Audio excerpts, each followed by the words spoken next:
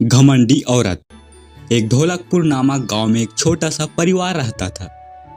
अरे घर में दाल चावल लेने के लिए एक फूटी कौड़ी भी नहीं है, अब क्या खाएंगे।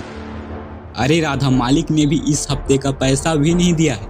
अगर मालिक पैसा दे देते तो अच्छा होता। पापा, अगर तेरे मालिक पैसे देंगे तो मेरे लिए खिलौने ले आना। अरे घर में कुछ भी खाने पीने का नहीं है और इसे खिलौने का पड़ी है।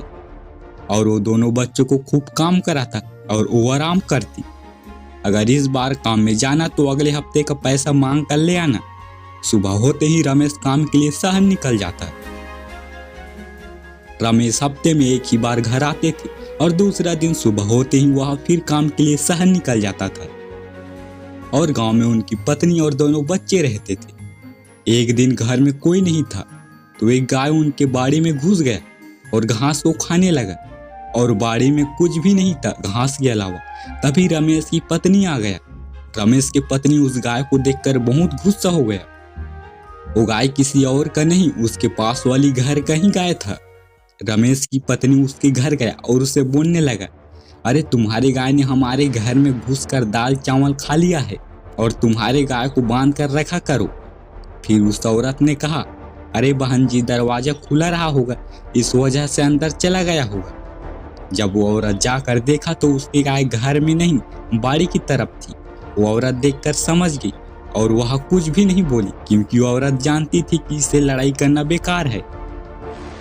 इसी तरह हर दिन पड़ोसियों से लड़ाई करता और उसके आसपास के लोग कोई बातें भी नहीं किया करते थे। एक दिन उनके घर में दो लोग आए और उन्हें कहने लगे, अरे बहन जी, हम लोग एक कंपनी से आए हैं। फिर रमेश की पत्नी बोली, तो हमें क्या मिलेगा। फिर उस व्यक्ति ने कहा, अगर तुम इस कंपनी में शामिल होगी तो आप बाहर से तेल, हल्दी, मिर्च लेती हो तो नहीं लोगी, आप इसी कंपनी से लोगी, या आप वहां से सामान लेकर बेच सकती हो। अगर आपको ज्यादा पैसे कमाना है तो और भी आदमी शामिल करना होगा। अगर वो आदमी और भी आदमी शामिल करेगा तो ज्यादा से ज्यादा पैसा आपको मिलेगा। रमेश की पत्नी उस कंपनी में शामिल हो गया। अब वो सोचने लगा कि मेरे आसपास के लोग मेरे साथ तो कोई बात नहीं किया करते। अब वो दूर दूर गांव जाकर आदमी शामिल करने लगे।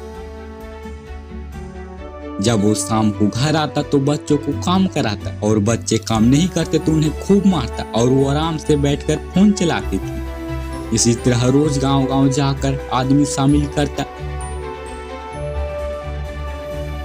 रमेश जब एक हफ्ते बाद घर आया तो बहुत सारे पैसे भी लाए और उनके बच्चों के लिए खिलौने भी लाए। फिर रमेश की पत्नी उन पैसों को देखकर बहुत ही खुश हो गया, क्योंकि वो अगले हफ्ते के पैसे भी लाए थे। रमेश की पत्नी ने रमेश को उस कंपनी के बारे में सारी बातें बताया।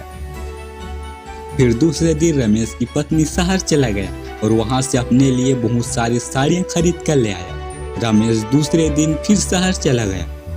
नए नए साड़ी पहनती और आसपास के लोगों को मजाक उड़ाती थी और कहती, हमारे गांव के लोग इतने गरीब हैं। और रोज इसी तरह से हमारे गांव के लोग इतने गरीब हैं। और रोज इसी तरह से नए नए साड़ी पहनती और जोर जोर से कहती, इस गांव में मेरे जैसा कोई नहीं है। एक दिन उनके घर में एक ब्राह्मण आया, भिक्षाम देही। रमेश की पत्नी बोली, तुम्हें क्या चाहिए ब्राह्मण? सोना, चांदी, हीरा, मोती, रुपये, पैसे, गहने, कपड़े, क्या चाहिए तुम्हें? सब कुछ है मेरे पास, क्योंकि मैं इस सभी गांव वालों से अमीर हूँ। ब्राह्मण बोला, इतना घमंड ठीक नहीं है पुत्री, यही घमंड आपको नीचे ला सकता है। ब्राह्मण ने कहा, ये तेरे बच्चे हैं? हाँ महाराज, मेरे ही बच्चे हैं। ब्राह्मण ने कहा, इन्हें तो स्कूल में होना चाहिए। ब्राह्मण बोला, ब्राह्मण को कभी पूछकर भिक्षा दी नहीं जाती। रमेश की पत्नी ब्राह्मण से माफी मांगी और कहा, आज से कभी भी घमंड नहीं करूंगी।